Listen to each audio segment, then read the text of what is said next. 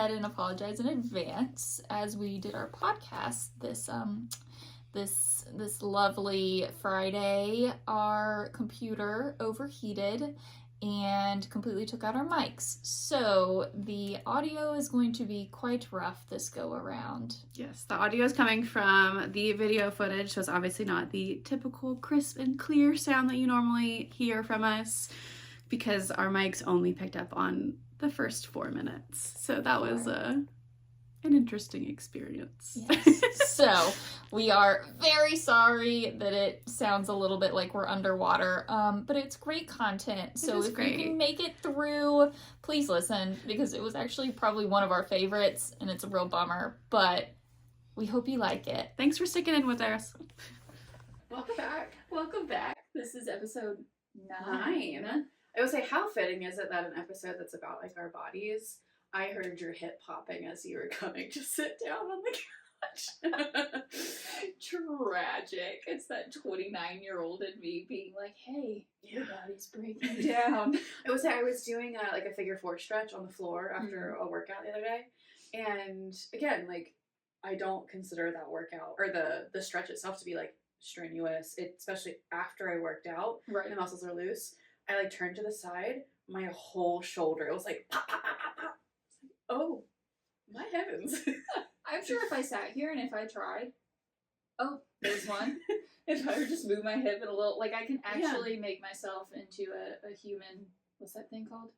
Not a poppet, but it's the, it has a little, I use it in packaging things. Oh, like the bubbles. Yeah, bubble wrap. Yes. I made myself into a human bubble wrap. It's exactly that sound too. Mm-hmm. It is like, love that. Mm-hmm. Well, welcome back to Couch Combos. We're going to talk about our bodies today.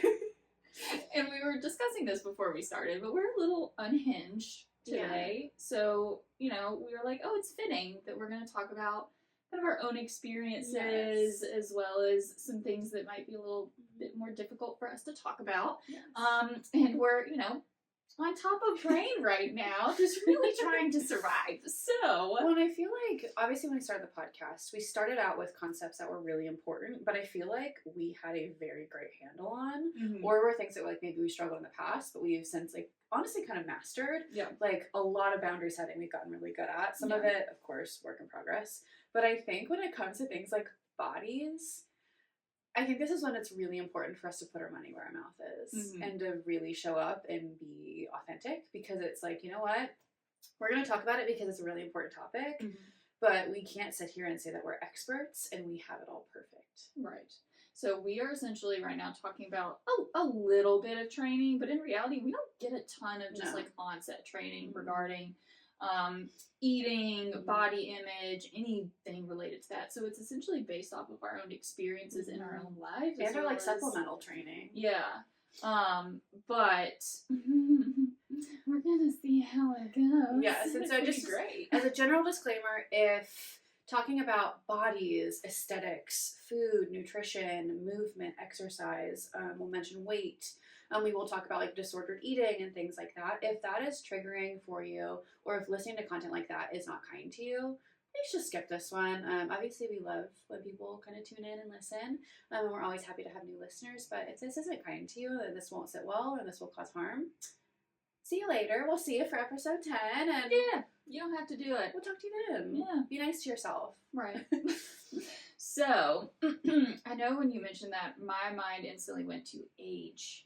Of like this in my, I'm reaching like 30, and a lot of us know, but don't always rationalize and recognize in our brains that when we hit 30, our body changes. It does. Like a lot.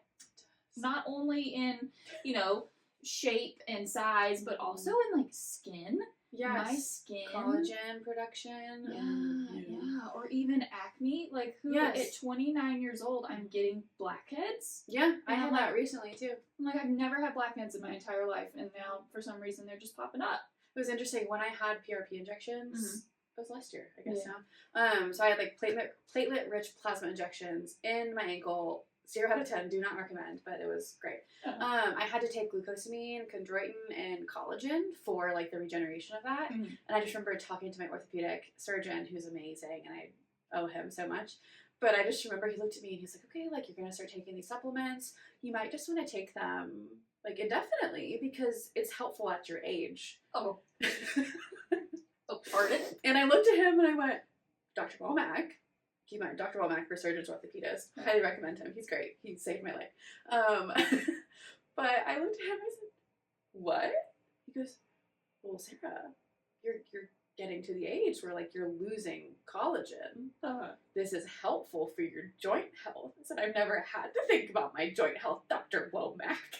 Also, they're like, what are you talking about? I am 18 years old. Yeah. I am an adult teenager. I just got my driver's license. Yeah, like, I still got tons of time left. Yeah. But yeah, like, as you know, because we have those seasons where sometimes conversations, topics are a little harder, and I feel like this is a season where it's starting to feel a little harder, as well as it's getting warm outside, you guys. And that's honestly like why we wanted to bring this up. Yeah. The The heat, the summer. I know we're technically spring. I think was it this week, the first day of spring? Yeah. So we still have a little time until summer, but it's Georgia. Georgia spring is like summer, so we're officially like showing more parts of our bodies. Yeah, like my legs are showing today. I'm wearing a dress. Oh. My arms are covered because our office is freezing. Right, my nose is running currently, but it's nice and 70 outside. But summer bodies, that's kind of going to be our primary topic for today. So to start it out, a great question.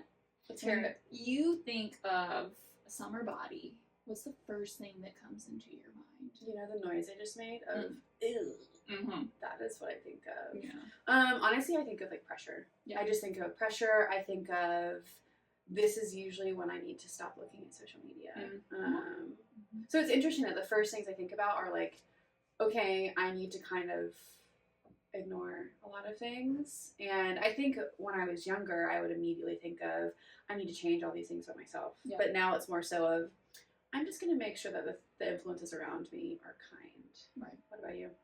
Same. I go straight to social media. I start to think really tan women that would like that nice natural like brown glow. Yeah, because maybe girls got white, pasty white. My mom's a redhead. We're so inside a lot. Yes, I'm very. We'll call it porcelain skin is what I have. Fair. Yes, I'm very fair. So I think of like tans. I think of swimsuits. I think of people with abs, which is very hard to think about because I myself do not have these. And so essentially it's that comparison piece of like, oh, I'm about to have to put on a swimsuit and go out in public, potentially on a beach around other people, and they're going to look at my body and I'm going to blind them with my skin tone, and then also potentially get some judgment based on what it looks like currently. And I do think that it'll be interesting because I imagine that people who are listening and who have also seen us, truthfully, they're probably listening to this rolling their eyes. Yeah. Of, well, I've seen them or I have seen them before. How could they be thinking those things? And I think it's just bringing up the fact that if you're having these thoughts, if you're hearing our thoughts, it's reminding ourselves that we are our own worst critic. And I think we both represent like pretty different perspectives too, just because like you are naturally, you're very tall, you're very like long and lean, and I am shorter, I'm a little bit more petite, and I'm naturally very curvy. So okay, if you're listening and you haven't seen us before, imagine like Caroline is Larry the Cucumber, I knew you were gonna do and this. I am Bob the Tomato. You're just little VeggieTales friends. Yes. But I mean, I think that's good though, because we've had, and obviously we don't represent every experience ever, but I do think it's helpful to know like we've both fought body types in very different ways before. Because I hear you talk about like some of the concerns sometimes, and I'm like, have you seen yourself? But at the same time, I know when I look at you versus when you look in the mirror, they're very different thoughts. Yeah, and vice versa. I'm like looking at you, I'm like, dang, I wish I had some of that. And like, because it might feel like very quote unquote opposite ends of the spectrum of like going from tall and essentially, you know, like being poly. We're just gonna use it because that's what I've been called before. I don't believe that about myself. But yes, of being poly. And then to the other end where it's like more like apple bottom jeans and, you know, on the shorter side. We were talking about heights last night actually at our little girls' night. of what it was at 5'7". I think that's like the new It's average. like the quote unquote average. Yeah, so because I know I'm pretty below average now, and I'm very above average in the in the height. so I always type. have platform sneakers on, always, because because I'm a little 2-inch. I want to be 5'4" at least. And me, I do have a little bit of a I height like today. those. Oh, thank you. But I tend to do very like I'm basically walking on the ground shoes.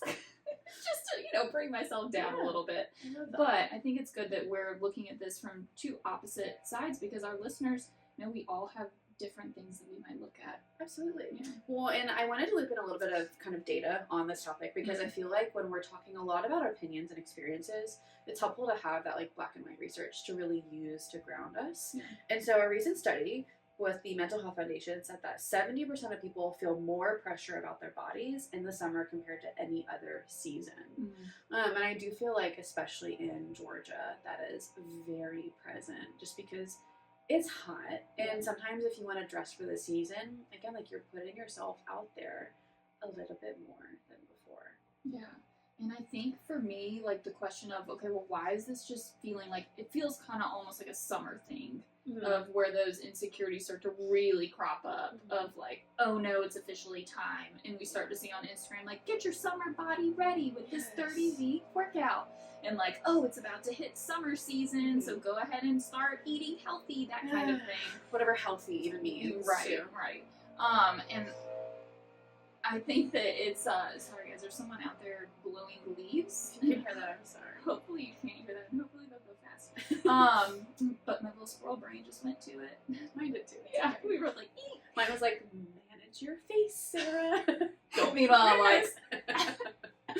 But it's exactly what you said of like we start showing parts of our body more in the summer because it's freaking hot outside. Well, and I even think about, so normally the shift for me doesn't typically happen when other people start talking about it. It actually happens before. It's when I have to start wearing clothing I haven't really worn in the last year. Yeah. Just because like I know that there's like certain pairs of pants that are super cropped and I don't usually wear them until the spring. So it's not like I would pull them out in the winter just because that's cold. I was also in a boot for a lot of last year. So I really didn't wear jeans or shorts at all. I wore dresses the entire time. And my mom and I were actually just talking about this. It's like we fight with our closets a lot this year because obviously super cold in the morning, super warm in the afternoon. So we're having to break other clothes out. And I don't know how you feel, but no one told me that your, I'd say mid-20s to mid-30s, your body's always changing. I did not realize that at all. I obviously knew in like my teenage years and through college, my body would just change and I would grow into what they call like a more womanly body. But I had no idea. My sister-in-law was actually the one that told me about it because it was when we were engaged. She looked at me and she said, "Hey, I don't know what happened, but I swear my body knew when I got married because all of a sudden it was like, all right, we're going to prepare you to have a child. We're just going to make certain areas a little bit thicker, certain areas like more prepped." At the time I was like, wow, like that definitely makes sense biologically. But then it also happened to me afterwards and I was just like, what? Like, I mean, kudos to Adrian, the real MVP.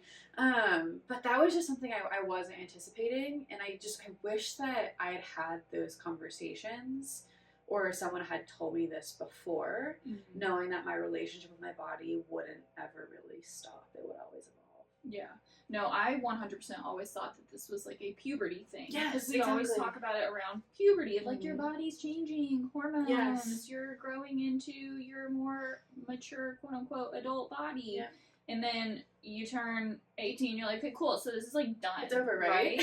And then you hit like, I think I started noticing at 25. Yeah. For me, I believe, which that was in my life personally a time where like I wasn't doing sports as often, so I was losing a lot of muscle, but then trying to go in the gym, so I was building different things.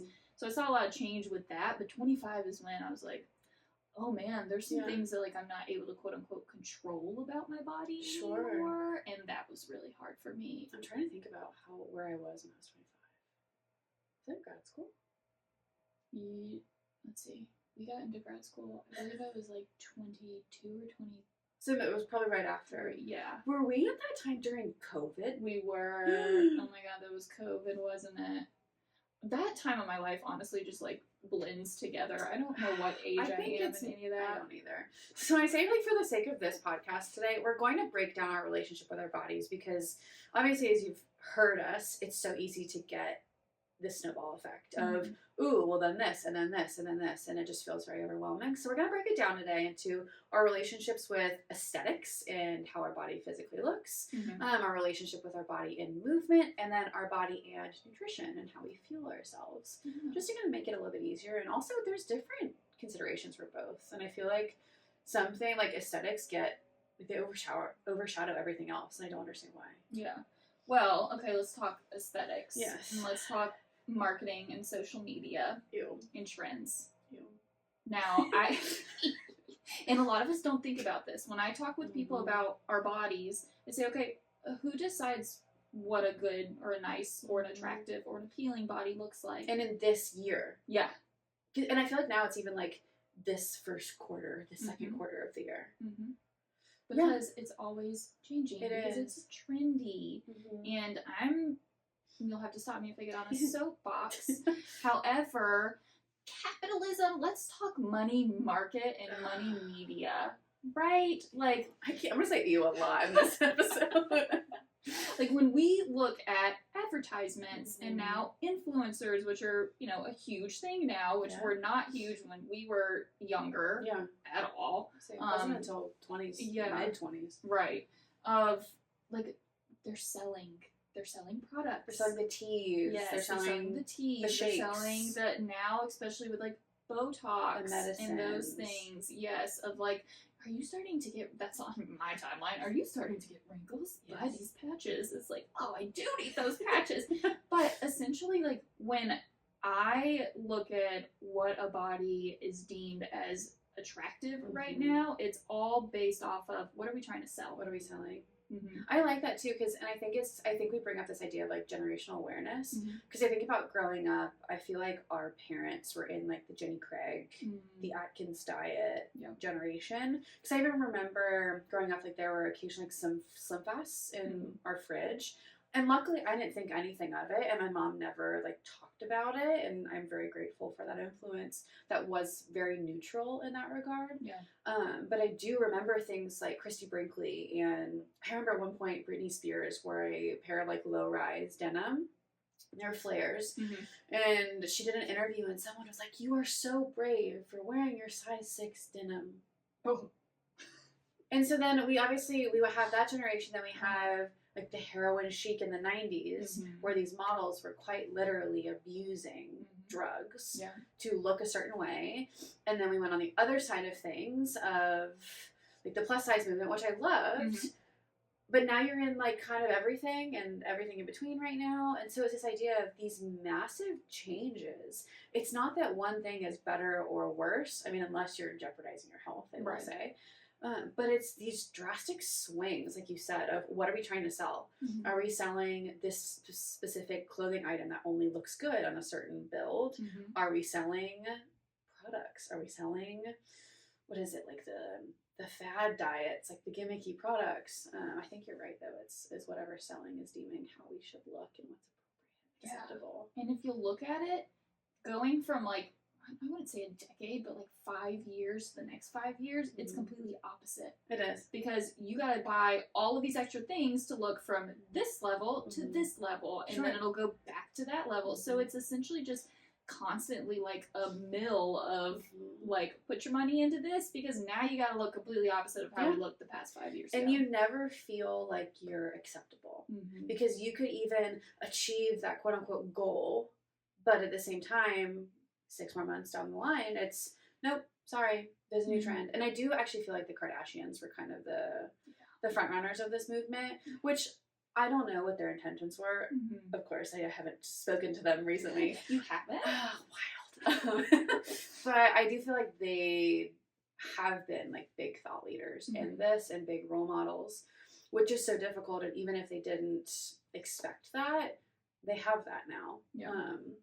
So I think that there's someone that a lot of people and a lot of like young, especially women, look up to say like, how should I be looking? Which of course is way too much pressure to put on anybody. But it's also this idea of, why are we looking to external forces to tell us how to literally just be in our body. Is that extrinsic versus the intrinsic and all of that? And I think that brings up that body positivity versus what else? Yeah, for sure. So, neutrality. Body neutrality, right? Because, okay, even when we were having this conversation, my brain was going to, okay, what about genetics? What about genetics? What about genetics? Because we think like, oh, I can do this workout, or I can eat this food, and or I could do this change, and my body's going to look just like that. Sure. It's like, no. No, it's not. No, it's not. I can do everything in the world that I want to do, and I am never going to look like Kim Kardashian. Never, unless I do surgery. That's a lot of, like, That'd be a lot of surgery. Just because that is not my build. Sure. Because genetically, I am not predispositioned to look this way. So, when we talk about body positivity, body negativity, what does it mean to be body neutral? I strive for body neutrality, actually, because for me, body positivity does not come naturally. Yeah. I just think that is something that I have, like, fleeting moments, but I just think, like, based on who I am, my personality, my, like, life experiences, that's just not as attainable all the time, and that's okay. And so I think body neutrality is just, like, a baseline appreciation for my body, and it's not having to think about it anymore. And I feel my best when I am not thinking about my body and how I look. I want to think about how I feel and my energy, if I'm feeling strong in any movement. But that's body neutrality for me. So what about you? I'd say it's the same, of like caring more about the way that I feel when I put on an outfit versus how I look when I put on an outfit. Yes. Of like, do I feel comfortable? Do I feel like I enjoy it? Like, I'm a big neutral girly. Body neutral as well, but color scheme neutral. So, like, I'm wearing blue today. That's wild. But I'm not very neutral today. But, like, putting on a blue and being like, oh, you know, I love the way that my eyes pop because of this blue shirt. That color fantastic for your eyes. Yeah, thank you. Also goes with your water bottle too. Gassing me up today. Okay, I'll take it. But of just feeling comfortable when I step out of the door and saying, like, I'm ready to take on the day. Yes. Well, and I think that's a hard shift to make, because I was actually thinking about it just now of when did I shift from I want to look good to I want to feel good. I think that took a long time. I also think changing who I was around was a really helpful indicator. I actually realized this so recently, but living with my now husband was one of the best things that ever happened to my relationship with bodies. Which, like, I don't think that he realized it in the moment, because, of course, like, he's not a wizard, you know, I love him to death, he's the best, but I think living with him, because obviously he was my boyfriend when we moved in together, he didn't talk about that kind of thing. I had gone from living with women for years, and all of a sudden, it just went away. And it was magical. And I think and once in a while I'm like around other women, because obviously that's just more socially acceptable to talk about. Right. And sometimes I'm like, oh my gosh, I forgot that these conversations still happen. And once in a while it's like, oh.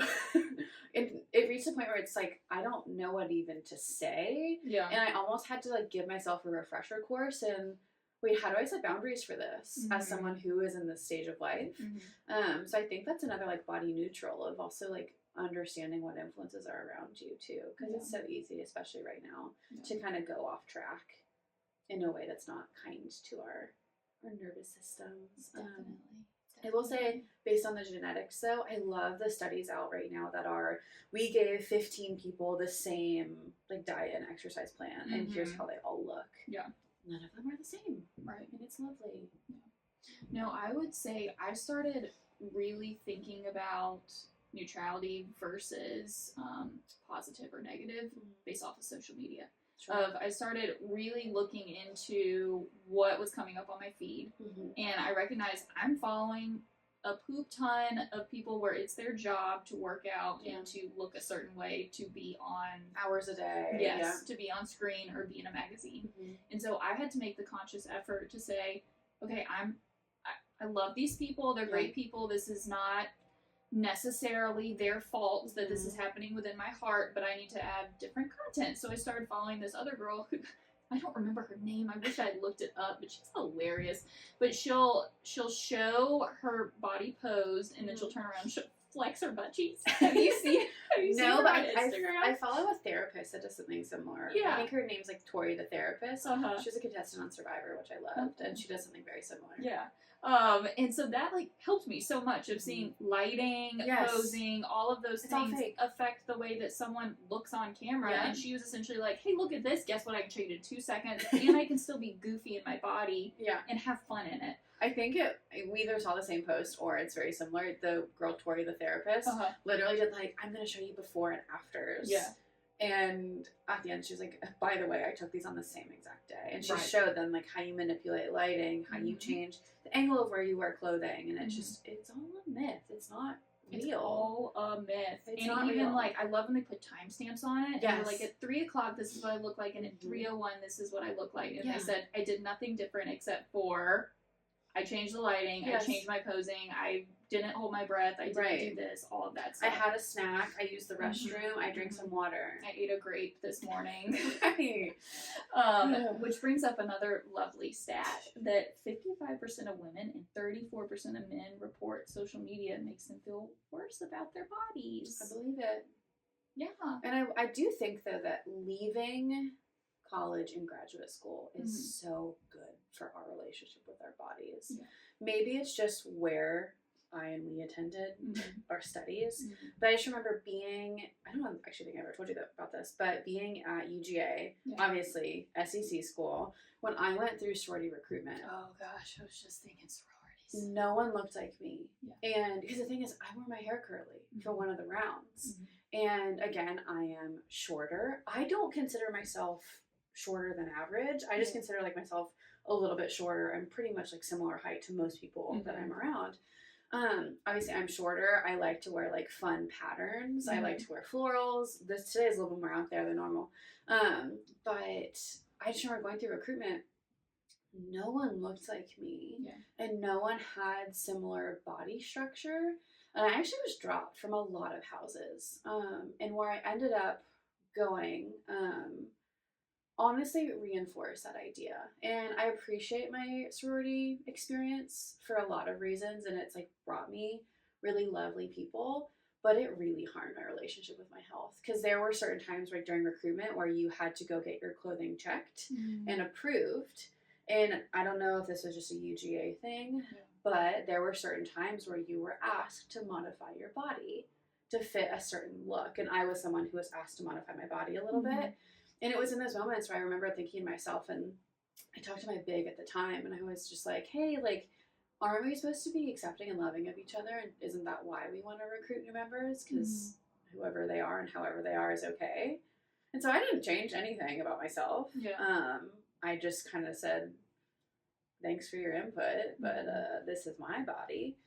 So I think that social media and location is big on like pressure, and it happens to men too. Because like I know the quote unquote dad bod was trendy for a long time, and then when Top Gun 2 came out, the dad bod was then out, and like we're doing this to men too. Yeah, we definitely are. Even with like facial hair and hairstyles and all the things are like skipped leg day, blah blah blah. And it's like, dang guys, like stop. Yeah. It is. It's sad. It really does like just hurt the soul to think about that. It's never. It doesn't feel enough. You mentioned it earlier. It's never. It's like you're never enough kind of thing. Well, it's one of those where like I think people just need to remember that how you look is never an indicator of your health or of how you're doing. Because I just think about like the ways my body has changed over time, and the times where I was the most complimented were the times where I was most unwell. Yeah, and it's like, come on, let's work on things. And I know that I like set a few boundaries with people in my life, and I've said things like, hey, if you have any like feedback, if it's something I can change in like 15 seconds or less, tell me. If I have something in my teeth, if my hair is a little messed up, if like I need to blend, tell me. But if it's like, ooh, there's something different about your body, just keep that to yourself, please. Yeah. Also, like, we don't have to comment on other people's bodies. I was just about to say that. Also, like, don't say anything. Just don't say anything. Yeah. Also, like, why would you say anything? Right. Doesn't mean anything. Yeah. Unless that person has said, like, hey, I really want you to let me know if blah, blah, blah, blah, blah. And then maybe we have a conversation of, like, why? What's the reason behind Yeah. that. But if it, who knows, if it has something to do with health or anything Yeah. like that, then like, okay, fair. Sure. But if it has to do with aesthetically pleasing, Yes. quote unquote, then maybe not. Maybe Maybe not. we just support. Well, also, You like, know? you is your own aesthetic. Yes. You don't have to create an aesthetic that's not yours. We can have role models, but it's like you don't have to create this like idealized, fictionalized version of yourself. But I do think that brings up, if you want to change your body, if you want to modify your body, go off. Right. And the thing is that body positive, body neutral movement doesn't mean you have to stay the same. It can mean that you change, especially if you want to feel good, if you want to feel energized, if you want to be able to do 15 push-ups on the floor or on the wall. That would be nice. Go for it. It's really fun. I do them on my feet now. I've never felt better knowing that I can do push-ups regularly. Go for it. And if there are physical side effects, whatever. But I think it's this idea that being body positive and body neutral is literally about understanding the skin you're in and growing with it, not growing against it. Yeah. Healthy bodies all look different. Everyone's body's going to look different. Yes. Doesn't mean that it's unhealthy or more healthy. It just means that at that point, that's what it's like for them. And they will change. Your Yes. body will change. It's going to happen. Do we like it? Sometimes we Sometimes don't. no. And that's okay because we can grieve that. Yeah. But our bodies will change. And that is a gift because if we have the privilege to age, that is a gift. And that is something I have to remind myself. Yeah. It's like some people don't have that privilege. So I want to feel lucky that I have a few new things to be aware of because some people don't. Yeah. So, and I love that you wrote this. So reframing the question of what if we viewed our bodies as our summer adventure partners instead of summer projects? Which I love. I do think people view their bodies as projects a lot. That's why I wanted to mention that. But honestly, because it makes me think of, like, if we were to go on, like, a summer adventure, if we were to, my immediate reaction is, like, go hike somewhere, I would think, like, okay, do we have snacks? Do we have everything packed? Do we have music? Why don't we think about that? What about our bodies? Like, why don't we think about, am I fueling myself adequately? Is my nutrition going to withstand me for whatever I'm doing? Why am I angry? Oh, am I protecting myself from the sun? And I started thinking about, like, both of us. We're both little fainters. So it's like, okay, if we were to start to feel lightheaded. I have fruit snacks. We have fruit snacks. But even if, like, we're getting ready to go down and we have to sit down and take, like, a break, I'm not going to be like, oh my gosh, Sarah, you're so weak. Why are you feeling like you need to pass out right now? Whereas in reality, that's how we are with our bodies. Of, like, why do you look this way? Why are you doing this? Push through it. Yes. Instead of supporting it at where it is right now. Like, I would never put you down for possibly passing out. No. I might put myself down for possibly passing I have out. put myself down for passing out before. But that's something that I'm currently working on. But I would never do that to you. Yes. And I would hope that one day I would not always do that to myself. Yeah. But instead, like, supporting it and saying, like, I'm going to provide it with what it needs, like a snack and some water and some rest, instead of being like, you suck. It's like, okay, give yourself time and space. And I like that, though, of, like, my body is what carries me through adventures. It's my partner in all of these things. How can I support it and not bully it? Yeah. Because no one wants to be around a bully all the time. So why am I doing it to myself? Talk to yourself like you talk to a friend. So I think that's a great segue into our next relationship with our body, which is through movement. Yeah. And this is something I feel so passionate about and I love to talk about. But I will say that I feel like a lot of folks, I would argue to say us as well, at one point in their life, movement was a punishment and not a way to celebrate. Correct. So I think this is the idea of, like, do you have any sort of movement that almost feels like a celebration of your body instead of just being critical? So this one is a major challenge for me. Because starting from, like, 4, I was constantly in sports. Yeah. So I looked at movement as competitive. If I need to be the best at it, there is an outcome, there's a goal, I'm doing this for a reason, and not just, I'm doing it because I love it. And I wish that was my experience with sports. A lot of people, including my boyfriend, they just did their sport because they loved it. that was not Did me. you really? Yeah. That's so pure. Isn't that nice? That honestly gives me some hope. I know that like there is a possibility to do sports, not just because you're like good at it and you want an outcome, but because like you actually enjoy the sport. Wild concept. Which I do know people, like quite a few people on my team loved it, and that's why they did it. But me, I honestly did it because it made me feel good because I was good at it. Yeah. And so the idea of movement being something that I just enjoy, I've really struggled with. Even when I work out now, and I've had many years outside of the athletic sphere, it's still like, okay, I'm doing this for a purpose. So really for me right now, the only movement that I do that's just quote unquote enjoyable and that I don't get competitive with or that I don't like push myself at is genuinely walking. I love Walking and like and that's outside. Yes. Where I'm not pacing it. I don't have a mile tracker. I'm just walking and like listening and noticing things. I'm all for a big gratitude walk where I just walk. Yes.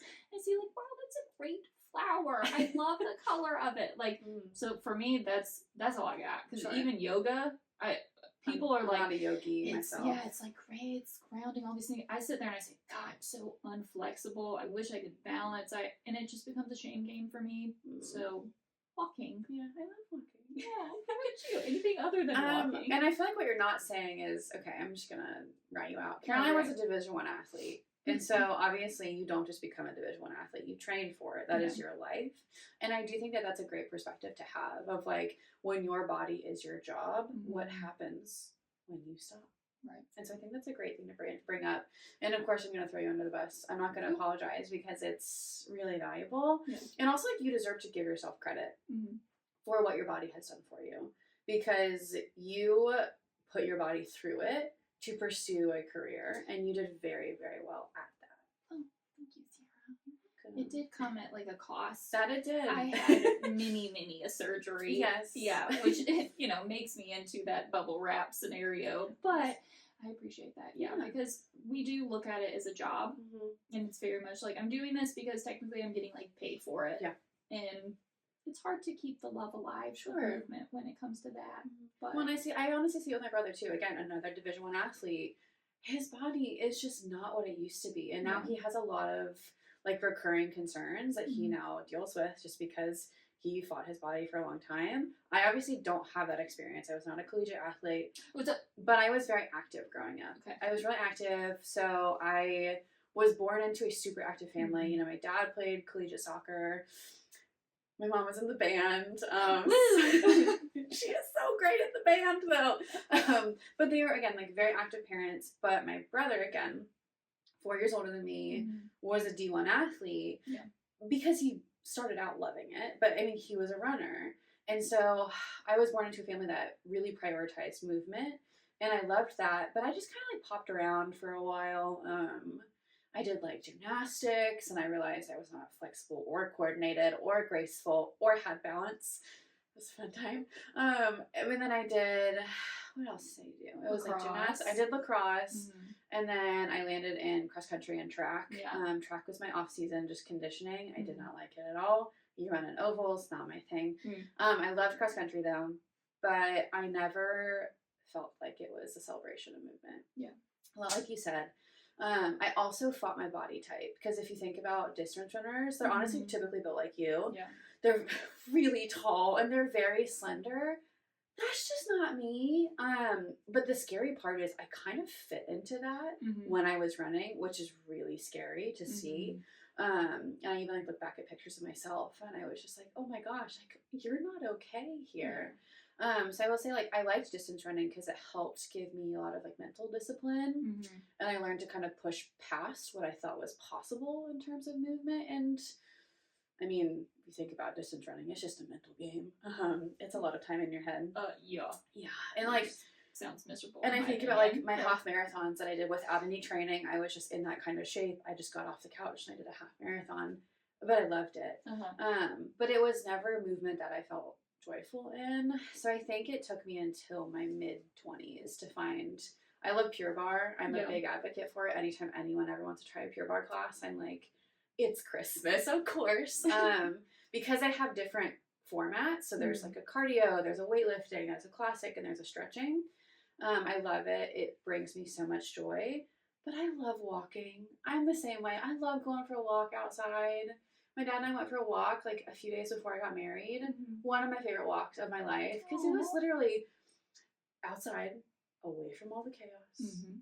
and it was just spending time with each other. Yeah. Just have a good walk. Yeah, and it gives you your plant needs too, of like Yes. sunlight, movement. You can take some water, maybe a Yes. little bit of a snack. You don't have to worry about super duper sweating that you can't, like, your hands are shaking, you can't Mhm. open something. It's like just leisure. The only thing that I don't love about walking is my hands get really swollen. Really? Oh, because they're yes, down. yes. So I Yeah. have to be careful. I don't Slings. cut off circulation.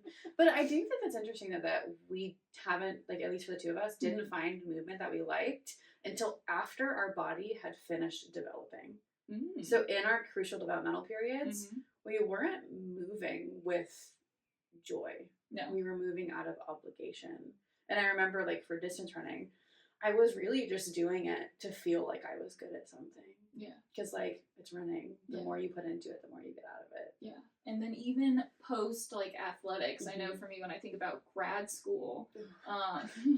I was spending 5 days a week in the gym. I remember you went to the gym A lot, like at least an hour Mhm. each, and my hair started to fall out. I Yeah. lost a ton of weight. Mhm. Like, I had muscle, and there Sure. was stuff going on there, but it was 100% for the aesthetic. Like, I Yeah. was working out to aesthetically look Mhm. like a certain type But because at we the were in same time, UGA. Think about where we were. Yeah. It's the same space. It's in the Southern SEC school Mhm. where a certain look Mhm. was deemed pretty. Yeah.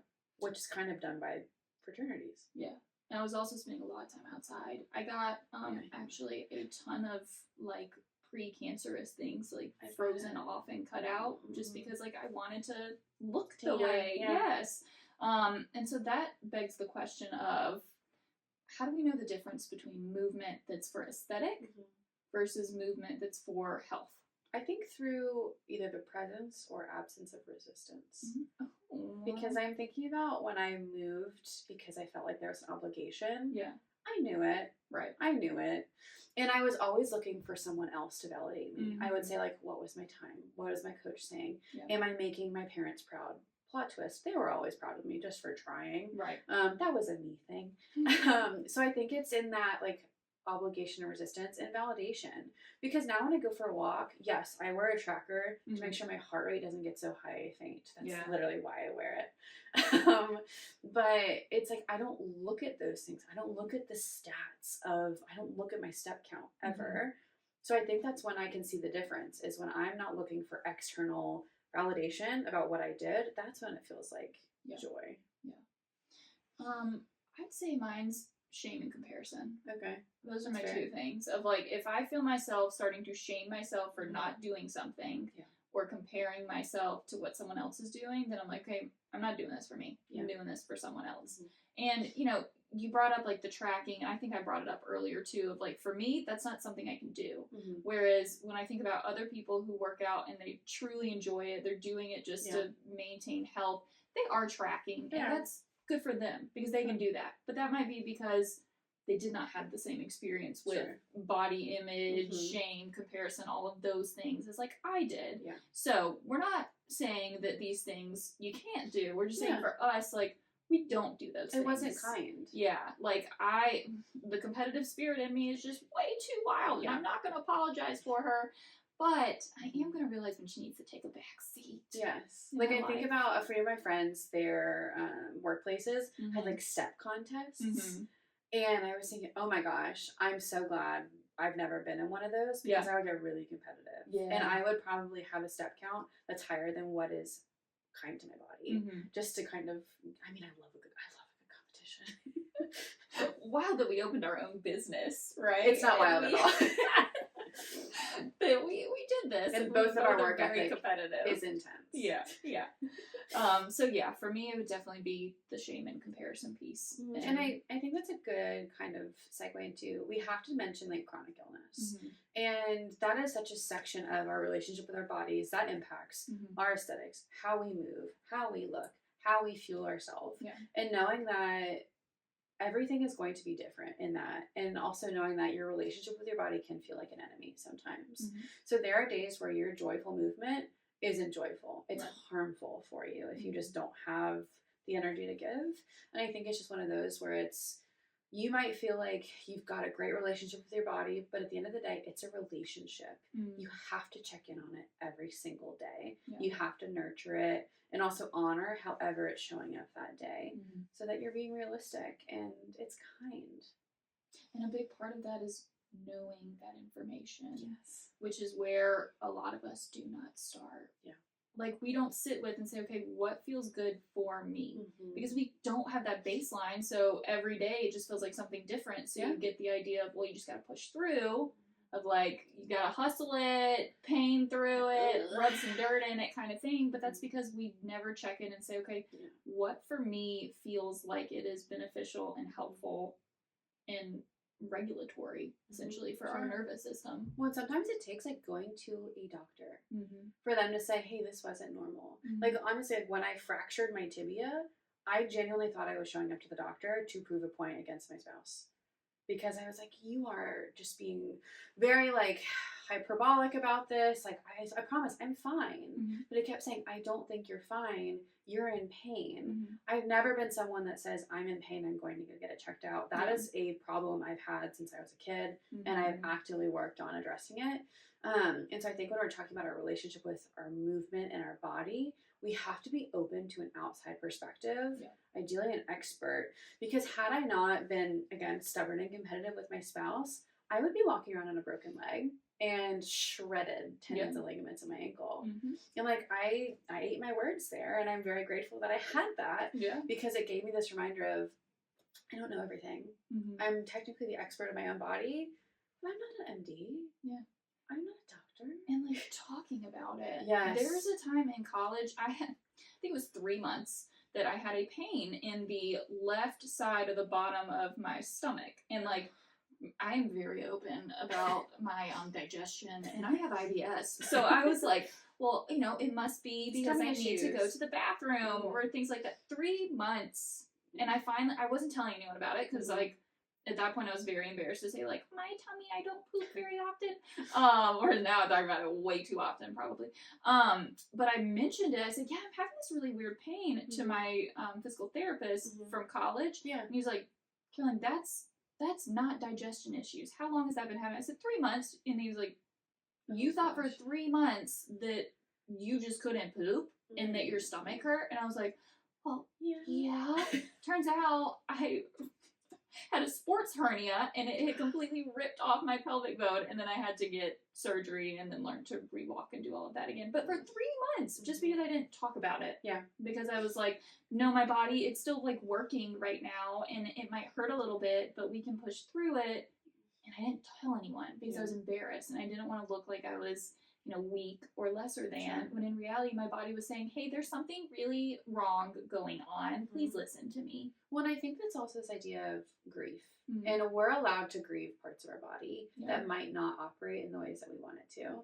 And I've had a lot of this in my adult years, and I do feel like a lot of people do. I think that our generation specifically, for whatever reason, you can attribute it to the additives in our food, lifestyle, technology, whatever. A lot of our generation has a little bit more like common chronic health concerns.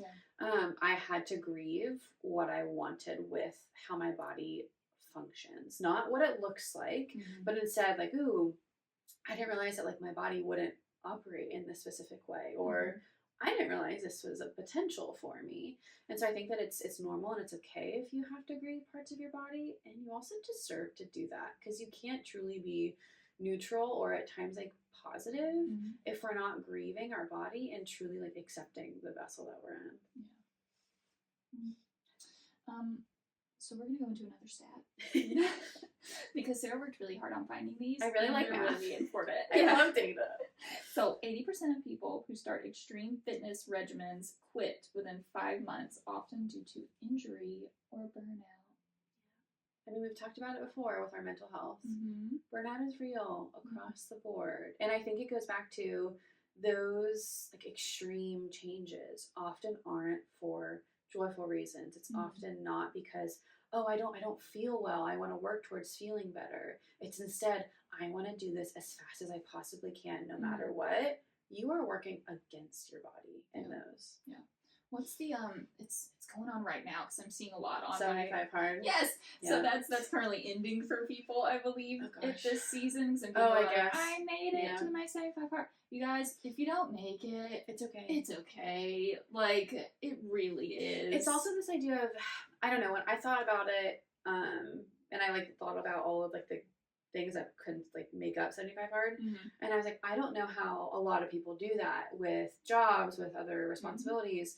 If you could, that's great, but a lot of people sacrificed their career, sacrificed their relationships, and if that's what they wanted, then that's great, but I don't think a lot of people do.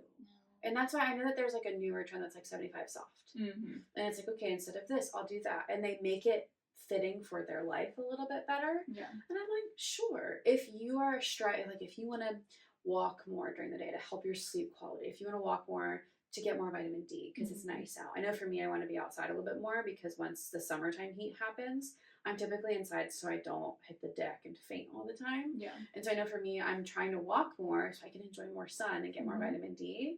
Again, customizing things to fit your body right now, not someone else's body you see in Vogue or on Instagram, whatever. Yeah. And that, it's honestly tailoring us perfectly into our next section, which is food and fueling ourselves. But like currently right now, okay, there's a lot of things going on in my family regarding diabetes. She's running rampant through my fam. And we are Italian and we love sweets. Like sugar is my vice 100%. So right now I'm trying to do something where I say, okay, if I drink alcohol, I don't want to have a sugar dessert. Sure. Like to try and balance that out. Balancing. Yes. Instead of saying like, I'm not going to drink alcohol at all, or I'm not going to have sugar at all, because that feels like a punishment. Right. And like those things are beneficial for me in some way. Okay. Now that we're talking about alcohol, recognizing I do not have a substance use issue. It's just simply for socializing. Yes. Leisure, all of that. But of like balancing sugar has its benefits that we're going to go into. Absolutely. But like, I cannot be someone that I completely take something out, because I tried to do that. I lost all my hair and I dropped like 30 pounds. So for me, that balance looks like, okay, if I do this, then I'm not going to do this, but I'm not going to limit it or take it out. You don't eliminate things. Yes. Sure. So, before we go, reframing question. Yes. What if we saw movement as a way to communicate with our bodies rather than a way to control them? I love that question. I'm biased because I wrote it. But I love this. And actually, someone said it. I think it was actually one of my fitness instructors.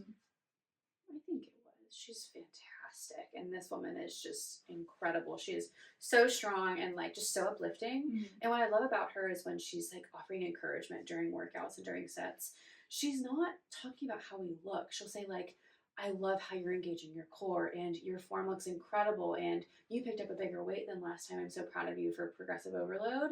I love that shift from I have to work out to I get to work out or I get to move. And I think it goes really well with that question of like, it's a gift to be able to move our bodies. I know I have seen people who are not able to move their bodies. I know you have. I try to remind myself of that when I'm thinking about, like, why am I doing this? It's like, it's genuinely a privilege. I need to remember that. Definitely.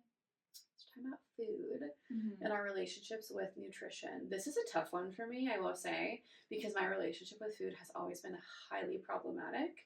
But again, like, we're not experts on this. And like we say, our relationships with our bodies are always changing, as is our relationship with food. And so I know, like you talked about with like sugar and with your family history, are there any sort of like summertime foods that specifically right now you're just a little bit more aware of and you might just feel a little bit guilty about? Yeah, so mine is ice cream. Because, okay, it's love ice getting, cream. I know, I love ice cream. So it's getting warmer, so now I'm like, oh, I really want Dairy Queen. And they just had that Cookie Monster, the dip thing. You're a Dairy Queen gal, and I love that about you. Yeah, give me a good Blizzard. Oof. But I was like craving just a vanilla dipped cone and that little Cookie Monster crumble situation. But when it comes to ice cream, one, I got my belly, so like I bloat. Sure. So physically, I hate the way that looks, and it's uncomfortable. And like, you know, like we said, I'm constantly checking in with my body image journey, digestion, and yes, all the things. But I hate the way it feels. I hate the way that my stomach looks when I eat ice cream because I do bloat, and that's a moment for me. Because I have insecurity about that specific part of my body. So when it comes to like my summer food that I really struggle with right now, it's ice cream. But we're pushing through, and I just, you know, I talk very kindly to myself during it and say like, this is bringing me joy, and I'm having it in moderation. So. Well, I think that's when like you're typically, unless there's like a medical shift. I do feel like sometimes like that, like I also have like an odd reaction to dairy now once in a while. My mom has it full time, so I think that I'm just kind of going in that direction. Yeah. Sometimes it's just like, okay, like how can I make sure I can enjoy this without harming myself? So I will say that I think for me, I just typically have a little bit of guilt if it's just, I always talk about like a fluffy food. So there's not a lot of like nutritional value to it. Yeah. Because I try to eat things that are really balanced. So I have like a good protein, carb, fat. So if it's just like a single thing, I'm like, why am I doing this? So sometimes in the summer, it's like just a bunch of fruit. Once in a while, I'll be like, there's no protein in here. I'm just eating like straight fast acting carbs, which is great for like before a workout or things like that. Yeah. But sometimes I have a little bit of guilt of like, I know for a fact that if it's just a bowl of fruit, I'm not going to stay full because there's no fats, depending on the fruit I have. And it's not going to fuel my muscles because there's no protein. It's just like a pre-workout jolt, and that's it. Yeah. So with that, you mentioned a great word, guilt. Yes. And food guilt.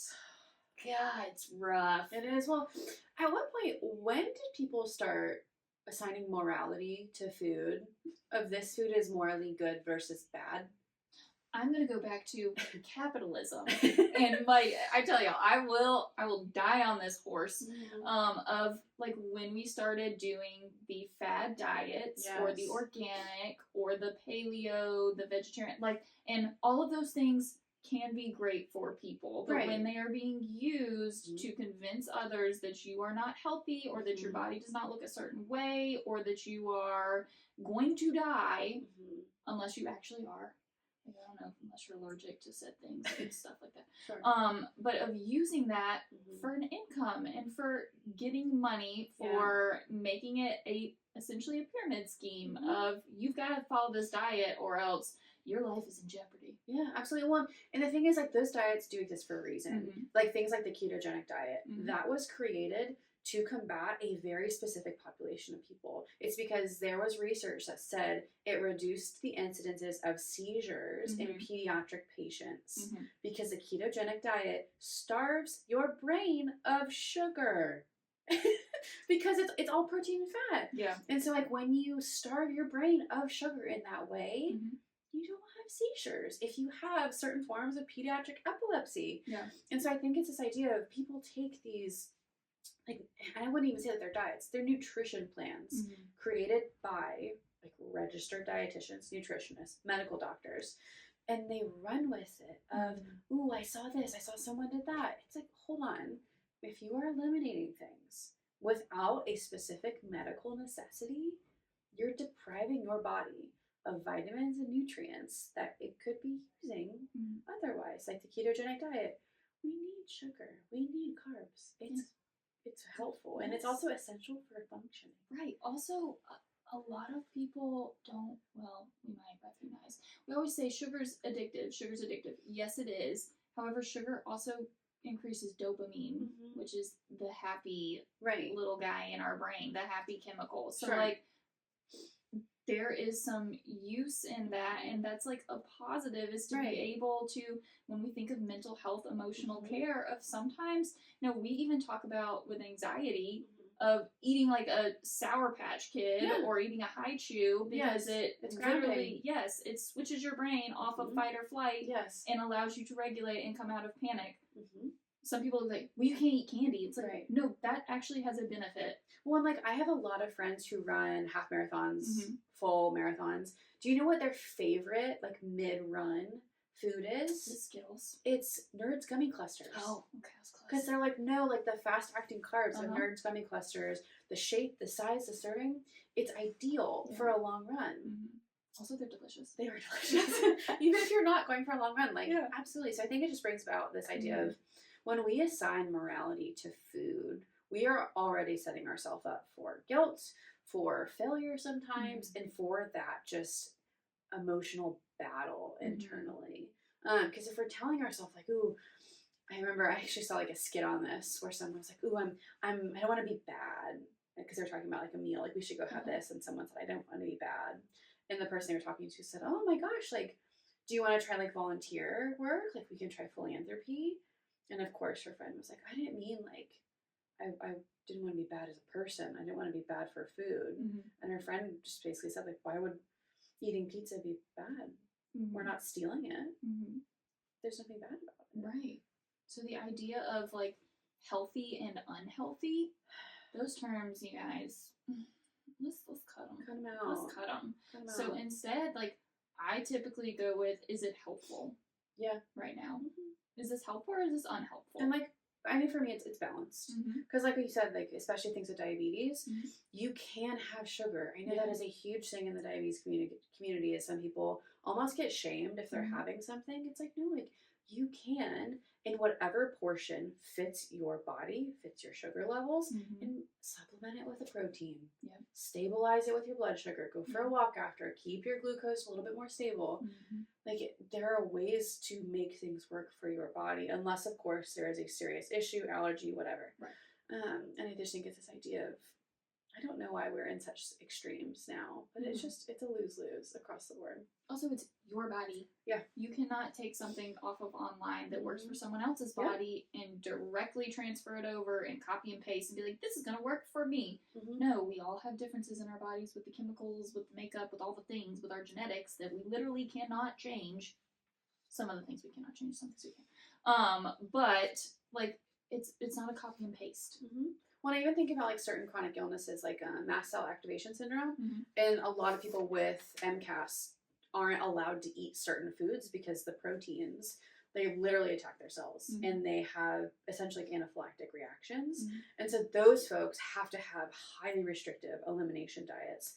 That is when it's like, you have to remember these folks aren't assigning morality to their foods either. They're eating for survival. They're eating for nutrients and for longevity.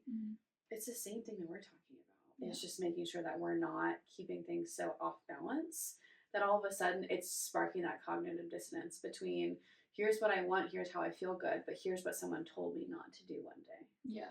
We are eating so that our body can do what it is meant to do, and what our body is meant to do is move for us and help us live a life, not sit on a pedestal and look pretty. It's fuel. It's gas in the tank.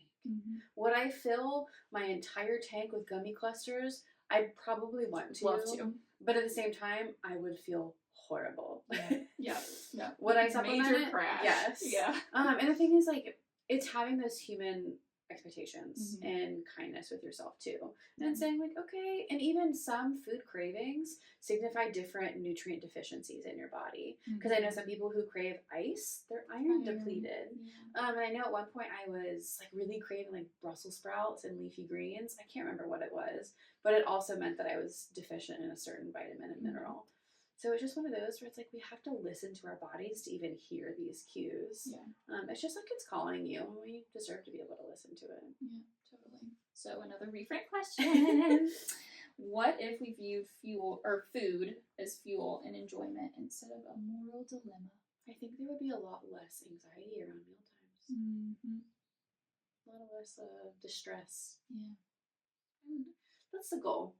That's the goal. It's the goal. Just to be able to sit, have a meal, and just be like, this is fueling my body so that my body can move and do all of the things that I want to do with it. Absolutely. And even just doesn't kind of scratch that itch of like, ooh, this doesn't feel right. It's like, no, like you don't want to have the angel and the devil on your shoulder when you're eating. Yeah. You just want to feel like we're eating. Right. And enjoying it, especially because like I'm a foodie. I love Right. I love cooking. Gosh, us Italians here on this couch are like, just give me the pasta. Yes, and a the good cheese. sauce. Yeah. All the things. Yes, please. So, if you could give your younger self one piece of advice about body image, what would it be? Be nice. Stop. Just stop it. Stop it. Yeah. But at the same time, I think younger me wouldn't listen. Yeah. So I think it would be this idea of maybe it's okay to listen to your body and it's okay to speak up. Ideally, I'd say like be nice. Younger Sarah wouldn't listen to that. But I think if I could give myself advice I would listen to, it would be it's okay to listen to what your body's telling you and to speak up because very transparently, I think some health concerns that were diagnosed a little bit later could have been better managed if I actually acknowledged and spoke up about it when I was younger. Yeah. What about you? Mine would be that it's gonna change. It's gonna change over and over and over again. In my little kid brain, I was a major perfectionist. Even worse than now. In recovery. But when I was like younger, I didn't know what that word was. I didn't know that was a thing. I thought that I was being a good child. Yeah. So I wanted to be the best in everything. And so I would literally look at little baby Caroline and say, like, it's going to change over and over again. And it's going to be fine. And also, like, this idea of what looks good right now is subjective. It is not something that you have to live by. Your body is perfect no matter what anyone else is telling you because it varies based on person to person and it varies based on time to time and that's something that's out of your control and it doesn't really matter. Yeah. I probably wouldn't listen, but I would at least want to hear it. You probably needed to hear it. Yeah. It would be nice to hear. So, big takeaways from today. What do you think? Big takeaways is that this idea of the summer bod is based in shame and it's based in guilt. If you have a body that exists in the summer, you have a summer body. Right. Of like, there are so many things outside of our control that are telling us that our bodies are not meant to look a certain way or to be a certain way, when in reality, we all have a personal journey with our body and we have to validate that and give space for that. And if we're not, then dang, we're just being so unkind to ourselves. Right. And like, everyone has a different journey with that. Like we said, you have things about your body that you don't necessarily love. I can tell you probably every single one of those things that you say, I wish that I had that. And then the same goes for vice versa. Like, I have things about my body that I just don't love, whereas other people might love those aspects. And it's essentially, it's like, you want what you don't have kind of thing, when in reality, like, dang, we're like out here using our bodies to do so many awesome things. To do this podcast right now. Yeah. And just to be able to sit with that. Yeah, absolutely. I'd say mine is the same. And it's just that living in a body, and it sounds so like, well, duh. Living in a body is the only commonality we have with every other person in the world. We need to understand that everyone has that unique relationship with their bodies. Maybe that relationship is they don't care how they feel themselves. They don't care how they move. That's not something they think about. But instead, their relationship with their body is maintaining, is going to the doctor, is making sure that they're healthy or managing a condition. Maybe someone's relationship with their body means, I'm aware of the food that I take in, and I'm aware of how I look in aesthetics, and I'm a little bit self-critical, and I'm working on it. Everyone is so different. So it's never going to be, first of all, correct 9 times out of 10, or okay to make an assumption about somebody else's relationship with their body. So I feel like anytime there's like a comment or anything, just keep it to yourself, you know? Just don't. It's just one of those. Yeah. Keep it to yourself. So I know that we touched on it a few times, but we are not licensed eating disorder therapists. There are a lot of really wonderful clinicians out there who are highly specialized, because this is relationship with eating and food. So eating disorders and disordered eating specifically, because they are different. That requires a lot of specialization to be effective. It is a lot like substance use, because again, food and exercise is a substance. And so obviously as therapists, and especially because we do work with a fair bit of children and teenagers, we know how to work with bodies and relationship with bodies. And we talk about it a lot with clients, but we are not eating disorder specialists of therapists. So as we kind of bring up these conversations, we did want to highlight a therapist who is very specialized in eating disorders and disordered eating. Her name is Juliana Zellner. I did get her permission to shout her out today, I will say. She is phenomenal. I'll show you it later. She actually just posted something on her Instagram this week. And it's just like she's got her baby strapped to her chest, and she's like going for a walk in the trails. It is genuinely like so grounding just to listen to the voiceover. And she's talking about relationship with food and with movement and changing that like moral hierarchy. So we did want to shout her out. So if you're hearing this and you're thinking like, ooh, I want to better my relationship with my body, whether it's with aesthetics, with movement, with food, and I would love to talk to someone who is trained to do so, I highly recommend Juliana Zellner. She just opened her new practice. She quite literally never has openings, but now that she just opened a practice, she does. You can find her information. She's on Instagram at Juliana Zellner Therapy, and she's on her website at www.julianazellnertherapy.com. We can also link it in like the show we can caption too, too. in the bio and such. But if you just want like counseling with us, we'd love to see you. And we can be found at www.soulhavengeorgia.com. Follow us on Instagram, TikTok, YouTube, Facebook, all the things. And of course, Couch Convos is not direct clinical advice. It's not counseling. It's not therapy. And if you feel like you are in immediate need for assistance, or if you are in some form of emergency or danger, please visit your local ER or call 988 for assistance. But thanks for hanging out with us today. I don't feel like we were as unhinged as there were moments. But it's okay. That's why we're here. Yeah. It's just our You're real therapist. If you're listening to us, I'm doing double peace signs and now tongue out. And we'll like the children. For, episode 10. Episode 10. Wow. Okay. See y'all then.